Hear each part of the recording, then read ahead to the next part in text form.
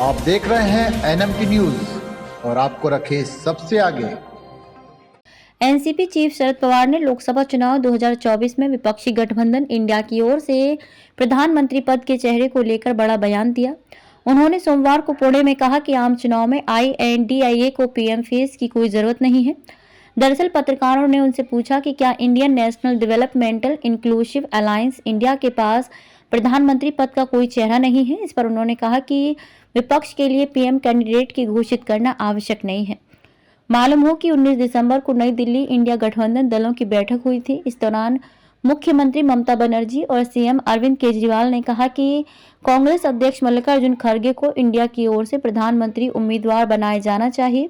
शरद पवार ने कहा कि 1977 के लोकसभा चुनाव आपातकाल के बाद में भी किसी को प्रधानमंत्री के चेहरे के रूप में पेश नहीं किया गया था। पूर्व केंद्रीय मंत्री पवार ने कहा कि लोकसभा चुनाव के बाद मोरारजी देसाई को प्रधानमंत्री बनाया गया, एक नई पार्टी बनाई गई थी और चुनाव खत्म होने के बाद वह पीएम बने। कोई चेहरा सामने नहीं रखने के कोई खास असर नहीं दिखा। अगर लोग बदलाव के मूड में हैं तो वे बदलाव लाने के लिए निर्णय लेंगे।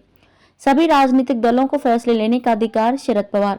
वंचित बहुजन अघाड़ी VBA प्रमुख प्रकाश आंबेडकर ने कहा था कि अगर इंडिया के साथ उनकी पार्टी का गठबंधन नहीं हुआ तो उनका संगठन महाराष्ट्र की सभी 48 लोकसभा सीट पर चुनाव लड़ सकता है। इस बयान के बारे में पूछे जाने पर शरद पवार ने कहा कि सभी राजनीतिक दलों को अपने फैसले करने का अधिकार है।